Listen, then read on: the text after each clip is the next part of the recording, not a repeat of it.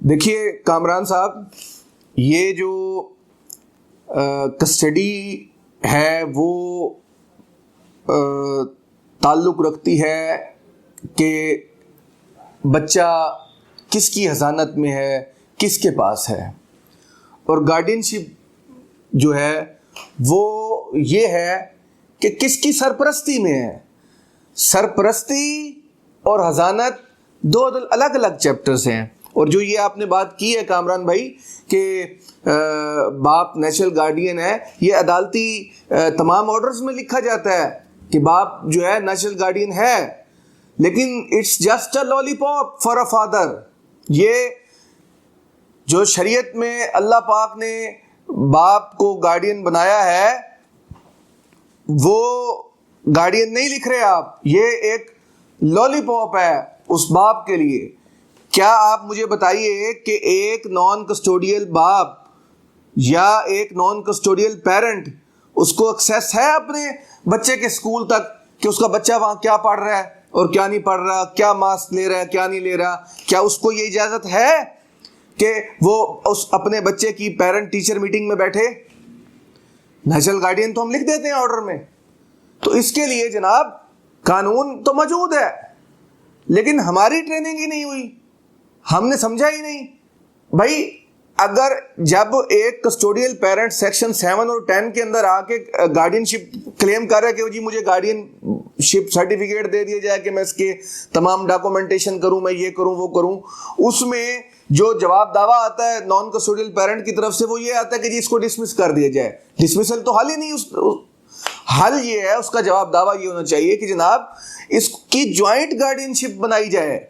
माँ और बाप दोनों को, जो जिसके पास कस्टडी है उसको भी गार्डियनशिप दी जाए और जिसके पास कस्टडी नहीं उसको भी दी जाए। और उसमें प्रिंसिपल्स असूल सेट कर लिए जाएं कि जनाब ये रोल बाप प्ले करेगा, ये रोल माँ प्ले करेगी। क्योंकि देखिए ये जो मैं जिस टॉपिक पर रोशनी डाल रहा हूँ ये एक इंतहाई सोसाइटी का निगलेक्टेड चैप्टर है और ये लाखों की तादाद में बच्चे हैं। ये इन्होंने आने वाले 10, 15, 20 सालों में बड़ा हो जाना है, इन्होंने आगे प्रोफेशनल लाइफ्स में आना है। तो इनके लिए अगर हम पेन नहीं लेंगे, हम लोग बतौर वकील अपनी जिम्मेदारी अदा नहीं करेंगे, बतौर फाजिल जजेस साहिबान अपनी जिम्मेदारी अदा नहीं करेंगे, बतौर वालिदैन अगर हम अपनी जिम्मेदारी अदा नहीं करेंगे तो हम सब लोग इन बच्चों के मुजरिम होंगे, ये इन बच्चों के साथ नाइंसाफ़ी होगी। तो इसलिए आप जब गार्डियनशिप के मुकदमात हों तो जॉइंट गार्डियनशिप सेक्शन 15 जो है वो वेरी मच क्लियर है गार्डियन एंड वार्ड एक्ट का कि एक वार्ड के, एक माइनर के सेवरल गार्डियंस कोर्ट अपॉइंट कर सकती है। तो फिर दोनों को किया जाए। आप ऑर्डर में लिखें कि ये नेचुरल गार्डियन है तो उस नेचुरल गार्डियन गरीब को आप एक्सेस तो दे दीजिए स्कूल तक बच्चे के, उसको एक्सेस तो दे दीजिए कि वो उसकी ट्यूशन सेंटर में जाके मालूमात रखे। और आप एक चीज़ याद रखिए कि अल्लाह पाक ने जो माँ को रुतबा दिया है या माँ की जो कोख की तरबियत है उसकी तो कोई नेमल बदल ही नहीं है और वो रोल अपनी जगह पर कायम दायम है। लेकिन जहाँ पर रब ने माँ को फजीलत दी है जिस किस्म की बच्चे की परवरिश के लिए, वहाँ पर जो बच्चे की तरबियत जब वो ग्रोइंग एज में आ रहा है वहाँ पर जो बाप का रोल है अगर वो नहीं होगा तो वो बच्चा परफेक्ट बच्चा नहीं बन पाएगा।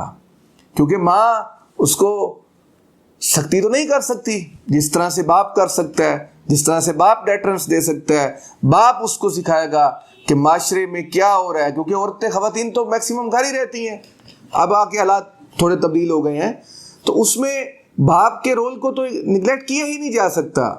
तो बाप को ना सिर्फ विजिटेशन बल्कि विजिटेशन के साथ साथ बच्चे की तालीम और तरबियत में, उसकी ग्रोइंग एज में, उसके इलाज मुआलजे में, तमाम तर चीज़ों में उसका रोल होना चाहिए। सेपरेशन इनकी हो गई किसी भी वजह से हो गई उसमें कौन ठीक था कौन गलत था, इग्नोरेबल इवेंट थे, नॉन इग्नोरेबल इवेंट थे, वट एवर सो जो भी था, नाउ उनकी अलहदगी हो गई।